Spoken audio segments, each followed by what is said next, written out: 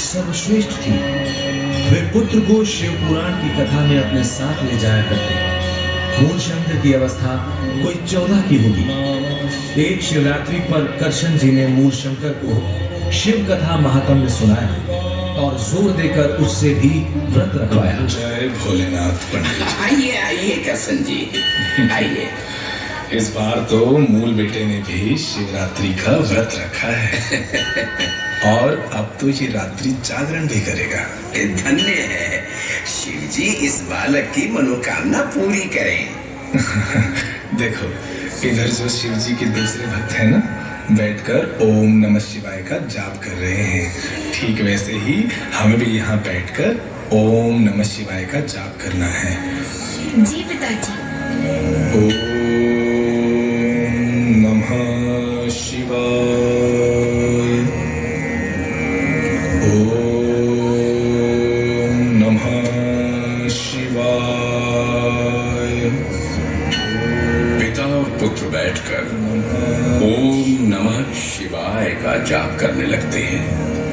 इस तरह शिव जी की पूजा अर्चना करते करते रात्रि का प्रथम चरण बीत गया। शिव पूजा का दूसरा चरण रात्रि जागरण का था, लेकिन जागरण के लिए कुछ ही भक्त रह गए थे। रात्रि जागरण करते करते सभी भक्तजनों को नींद आने लग गई और सभी मंदिर में कहीं न कहीं जाकर सोने लग गए।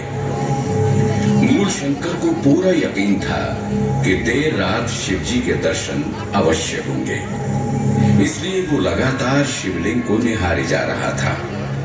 इस तरह बहुत समय बीत गया और उन्हें भी झपकी आने लगी थी।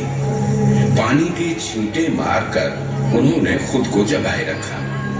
रात बहुत हो चुकी, अब शिव जी किसी भी समय दर्शन दे सकते हैं। इस तरह मूल शंकर पुनः शिवलिंग को निहारने लगे कि तभी उनकी नजर कुछ चूहों पर पड़ी। अरे ये चूहे किधर से आ गए? और ये तो शिवपिंड की तरफ ही बढ़ रहे हैं। चूहों, शिव जी पर उत्पात मचा रहे हो, उन पर गंदगी फैला रहे हो। अभी शिव जी त्रिशूल लिए प्रकट होंगे और तुम्हारा संहार कर देंगे। पिताजी उठिए, जल्दी उठिए पिताजी। क्या हुआ मूल बेटे, क्यों उठा रहे हो? वो देखिए पिताजी, कुछ चूहे शिवलिंग पर उत्पात मचा रहे हैं। इतना सब कुछ हो जाने पर भी शिव जी प्रकट क्यों नहीं हो रहे? बताइए पिताजी, बताइए। जो स्वयं अपनी रक्षा नहीं कर सकते, वे दूसरों की रक्षा कैसे कर सकते हैं? पिताजी, मेरे यहाँ मंदिर में बैठे रहने का कोई कारण नहीं रहा। कृपया मुझे घर जाने की अनुमति दें।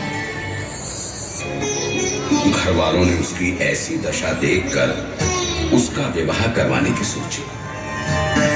इस समय उसकी आयु 22 वर्ष की थी, किंतु उसे विवाह में कोई रुचि नहीं थी। इसलिए मूल शंकर ने घर को छोड़ दिया। घर छोड़ने के बाद मूल शंकर सच्चे गुरु की खोज में इधर उधर भटकने लगा। घूमते घूमते उसने नर्मदा नदी के किनारे बसे पूर्णानंद सरस्वती के आश्रम में आकर संन्यास ग्रहण किया। अब वे दयानंद सरस्वती कहलाने लगे।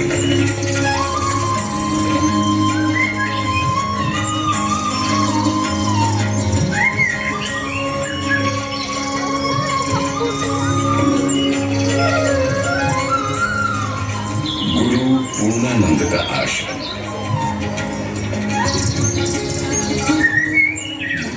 विजयानंद का आश्रम।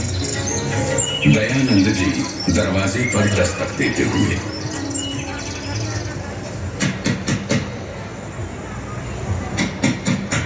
कौन हो? यही तो जानना चाहता हूँ, मैं कौन हूँ? सत्य को पाना चाहते हो? जी। दयानंद, अब आपकी शिक्षा पूरी हो चुकी है। अब आप जा सकते हैं। मुट्ठी भर लौंग देते हुए गुरुजी, गुरु दक्षिणा। गुरुजी, आपकी आंखों में आंसू।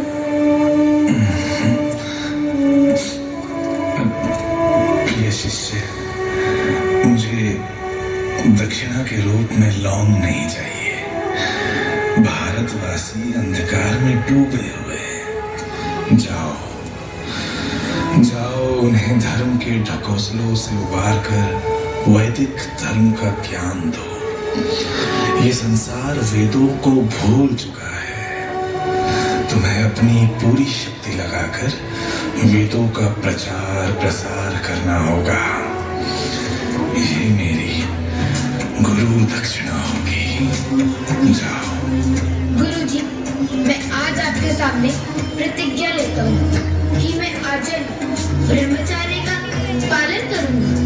वैदिक धर्म और सत्य की ज्योति से समाज को जागृत करूंगा। मेरे देशवासियों को पाखंड, अर्थहीन कर्मकांडों, कुरीति और अंधविश्वासों से आजाद करवाने के लिए मैं स्वयं को उछावर करूंगा। आयुष्मान भव।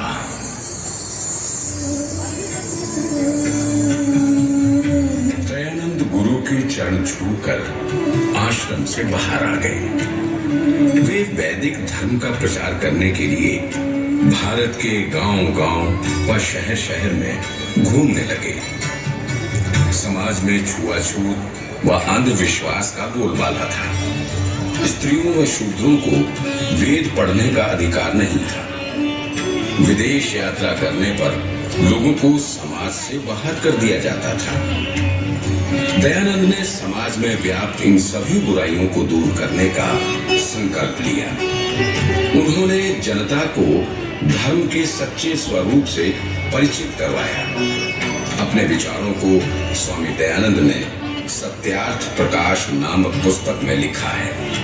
उन्होंने बाल विवाह, अनमेल विवाह, जात पात और छुआछूत जैसी बुराइयों का विरोध कर अंधविश्वास और कुरीतियों का खंडन किया। आर्य समाज की स्थापना की। आज तो भारत के प्रत्येक नगर में आर्य समाज के मंदिर हैं। स्वामी दयानंद